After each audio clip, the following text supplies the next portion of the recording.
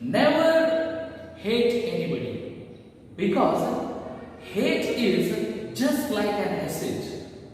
It damages the pot in which it is stored and the objects on which it is poured. Therefore, children, we should not hate anyone. We should learn to love each other and respect each other. So, with this thought, let us start today's session. Okay? Today, we are going to learn about the non-factors of a number and the examples for non-factors of a number. Okay? And the 5 important decisions or conclusions that we can take at the end of every division. Okay? Let us start today's session. Okay?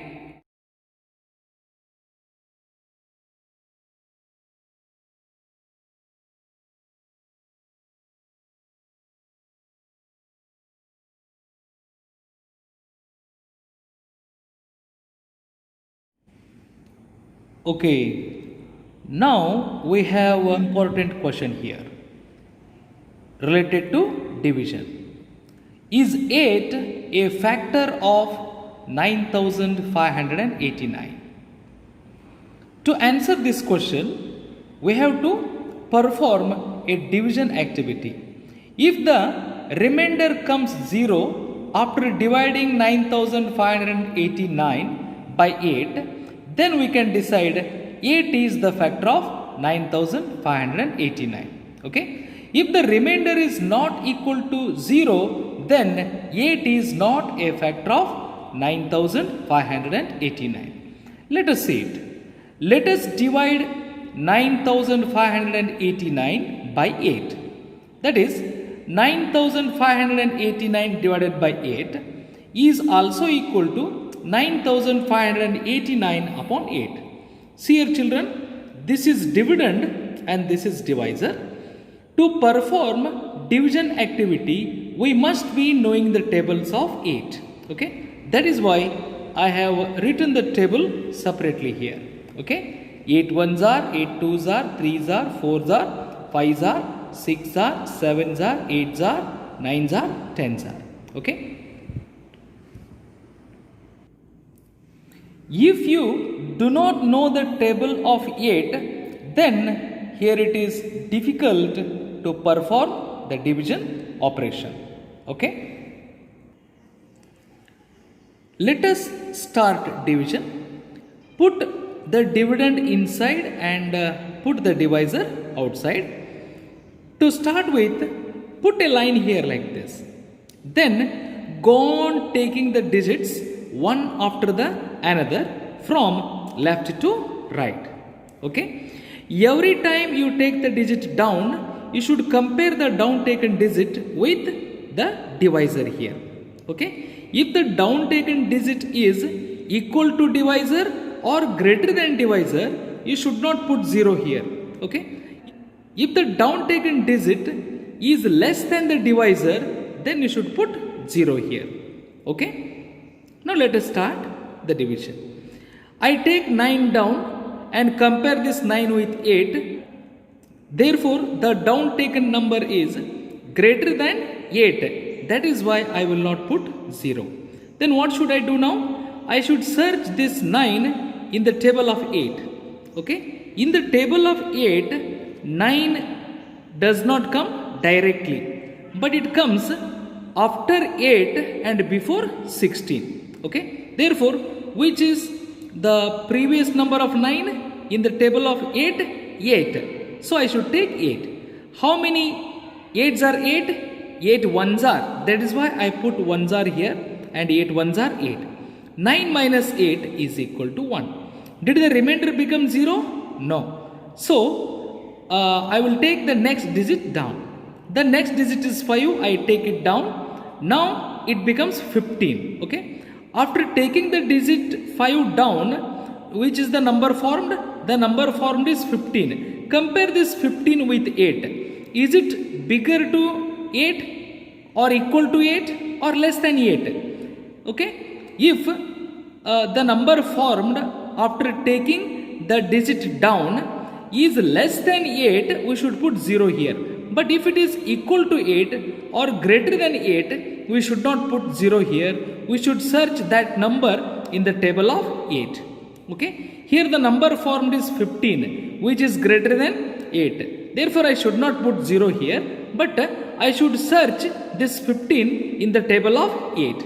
Okay. Does 15 directly come in the table of 8? No. But it comes after 8 and before 16 in the table of 8. That is why I write 15 here. Which is the previous number of 15? 8. How many 8s are 8? 8 1s are 8. That is why 8 1s are 8. Now, I have to subtract 8 from 15. Okay. 15 minus 8 is 7. Okay. The remainder became 0? No. That is why I take the next digit down. Now, after taking the next digit down, the number formed is 78. You compare this 78 with 8. And the number 78 is greater than 8. That is why I will not put 0 here. I search 78 in the table of 8. Okay.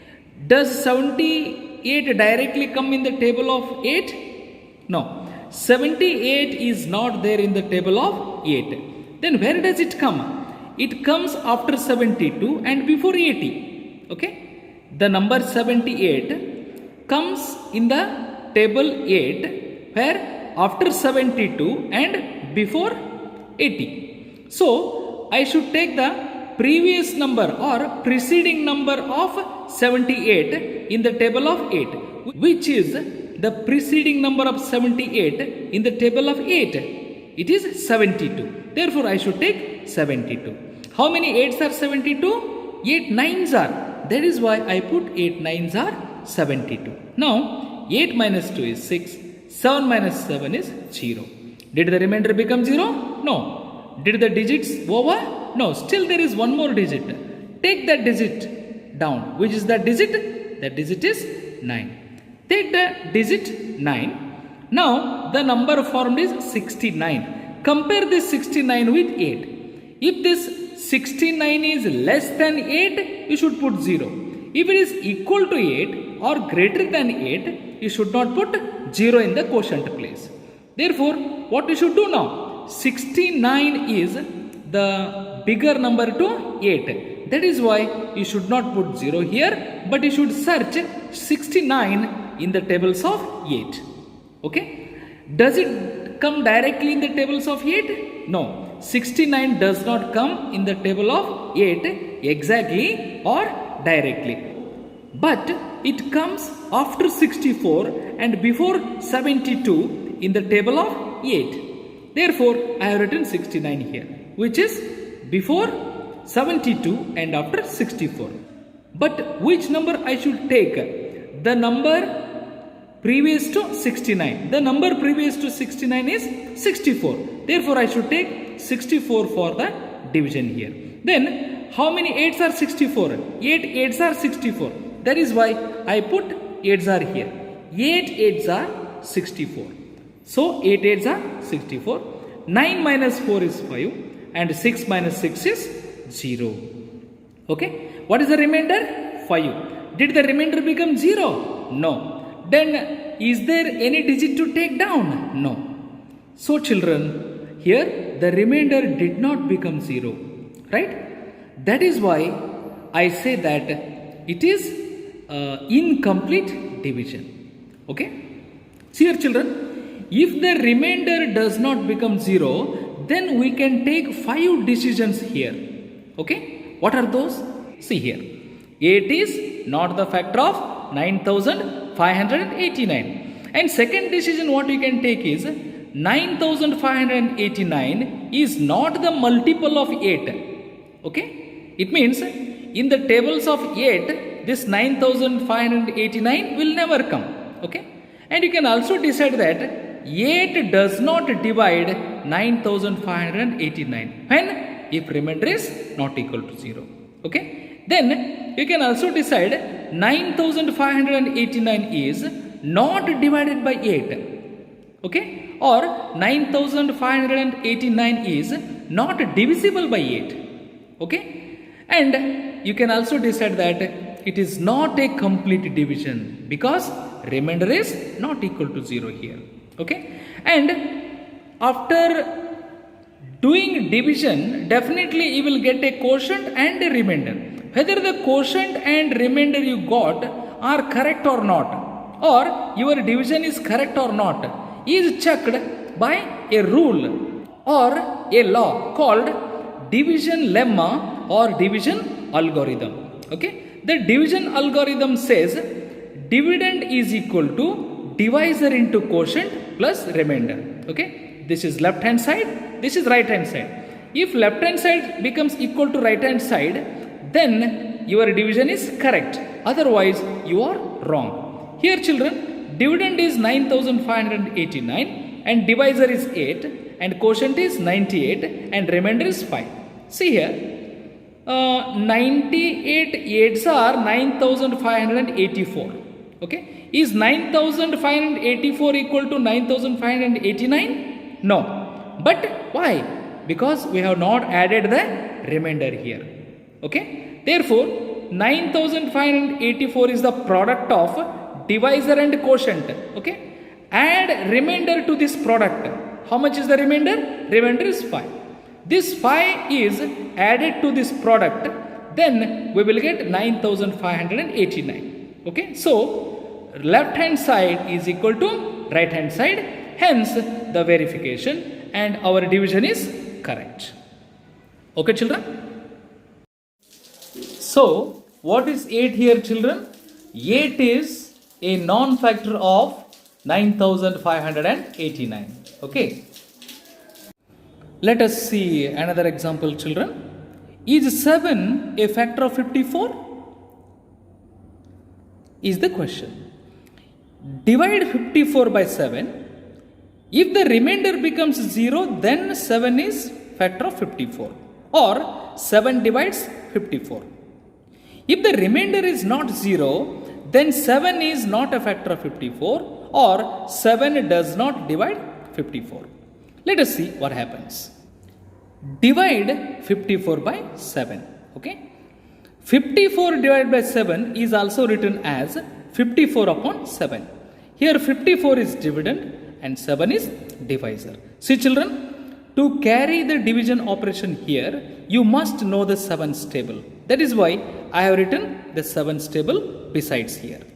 Okay, 7 ones to 7 tens I have written. Okay, even 7 11, 7 12, 7 13s also you can write, but 7 ones to 7 tens are enough for me here. Okay, put 54 inside and 7 outside. And how to start the division? Put a line here. Then take 5 down and compare this 5 with 7. Okay, if the value of down taken number is smaller than 7, you should put 0 here. Okay, here 5 is smaller than 7, that is why I put 0. If the down taken number is equal to or greater than 7, we should not put 0 here. Please remember this technique, right? Then what to do next? Take the next digit down. Okay, after taking the next digit down, the number formed is 54. Okay, now you compare this 54 with 7. Is 54 bigger to 7 or equal to 7 or smaller than 7? Okay, this 54 is bigger than 7. That is why I should not put 0 here. I should search 54 in the tables of 7. But do I get 54 in the table of 7? No, directly I will not get. But the number 54 what I am searching in the table of 7 comes after 49 but before 56 in the table of 7. Okay, therefore 49 and 56 are the two numbers between which the number 54 comes. Okay, then which is the preceding number of 54 in the table of 7? In the table of 7, the preceding number of 54 is 49. So I should take 49 here. How many 7s are 49? 7 7s are 49. That's why I write 7 7s in the quotient place. And 7 7s are 49. Therefore, 54 minus 49, right? Here, 14 minus 9 is 5 and 5 minus 5 is 0. Okay?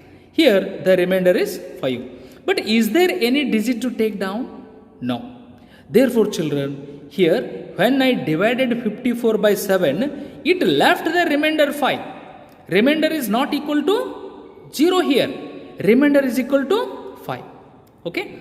So, I can take 5 decisions here. Okay. Which are those? The first decision is 7 is not a factor of 54 because remainder is not equal to 0. 54 is not a multiple of 7. It means in the table of 7 you will never get 54. That is why 54 is not a multiple of 7. Why? Remainder is not equal to 0. And 7 does not divide 54. Why? Because remainder is not equal to 0. Right? And 54 is not divisible by 7 or not divided by 7. Why? Because or since remainder is not equal to 0. Okay? And it is an incomplete division. Why? Because remainder is not equal to 0. See here children, when remainder is not equal to 0, we can take these 5 decisions.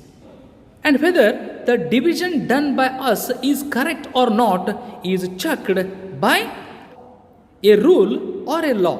And that law is called division lemma or division algorithm. Okay. According to division algorithm, dividend is equal to divisor into quotient plus remainder.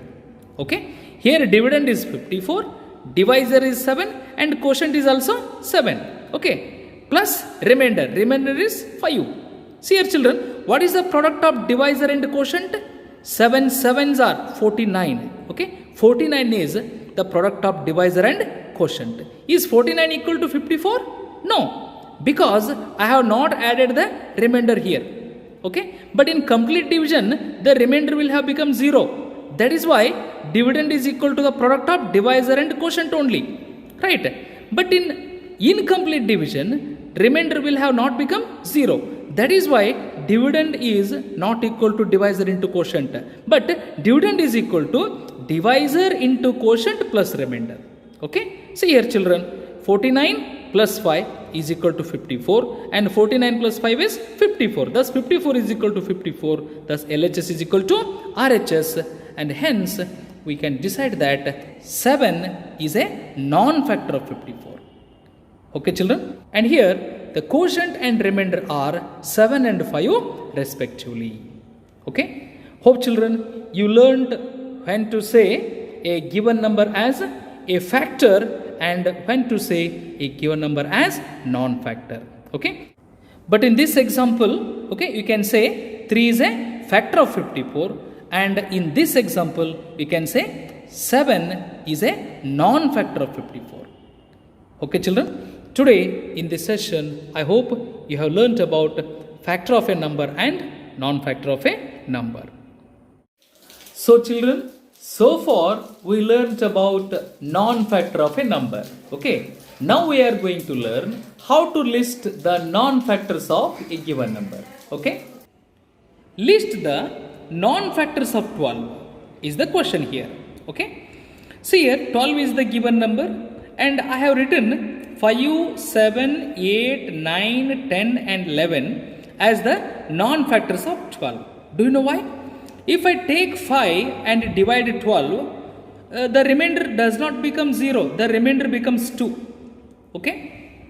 That is why 5 is a non-factor of 12. Right?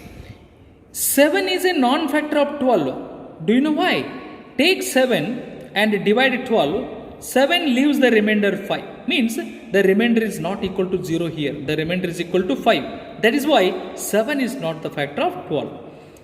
Divide 12 by 8. Here the remainder is 4 which is not equal to 0. That is why 8 is not the factor of 12 or 8 does not divide 12. Okay. Take 9 and divide 12. The remainder does not become equal to 0. The remainder becomes equal to 3. That is why 9 is not the factor of 12 or 9 does not divide 12. Okay. Divide 12 by 10. Okay. 10 is not the factor of 12 because when you divide 12 by 10, the remainder is 2. Okay children. That is why 10 is not the factor of 12 or 10 does not divide 12. Okay, even 11 is also not the factor of 12 because it leaves the remainder 1. Okay, one more example. List the non-factors of 10. Here the given number is 10 and its non-factors are 3, 4, 6, 7, 8, 9. Okay, because take these numbers and divide the number 10 and they will not leave the remainder 0. Okay, 3 leaves the remainder 1, 4 leaves the remainder 2, 6 leaves the remainder 4, 7 leaves the remainder 3, 8 leaves the remainder 2 and 9 leaves the remainder 1. Okay children, that is why these numbers are the non-factors of 10. Hope you learnt about the non-factors of a number. So children, so far you learnt about non-factor of a number. Now let us learn how to define non-factor of a number. So children, what do you mean by non-factor of a number? Okay? A number is said to be a non-factor of another number if it does not divide the number exactly. It means the non-factor leaves the remainder which is not equal to 0. Okay? See here children, a number is said to be a non-factor of another number if it does not divide the number exactly. Does not divide the number exactly means whenever the non-factor divides a number, it will not leave the remainder 0. It will leave the remainder greater than 0. Okay? Here the non-factor leaves the remainder which is not equal to 0. But remainder is here greater than 0 and less than the divisor. Okay? At the end, I would like to ask you a question. In complete division, the value of remainder is 0. Okay? But what about in incomplete division? The value of r is not 0. It is greater than 0. Okay? But we can decide that it can be a complete division or it can be an incomplete division. The value of r means remainder, is either equal to 0 or greater than 0. But in both the divisions, the value of remainder is not equal to divisor. It is always less than divisor. So children, let us take a note that the value of remainder in any division, whether complete division or incomplete division, is greater than 0 or equal to 0, but it is always less than divisor. Yes or no? Please you can check it by doing some examples. Okay? So children, in this session, hope you learnt about factors of a number and non-factors of a number and how to find whether the given number is a factor of a number or a non-factor of a number. Thank you so much. See you tomorrow. Yes children, I hope today you have learnt about non-factor of a number and the examples for them and the 5 important conclusions or decisions we can take at the end of every division. Okay? See you tomorrow with the different concepts. Till then, goodbye.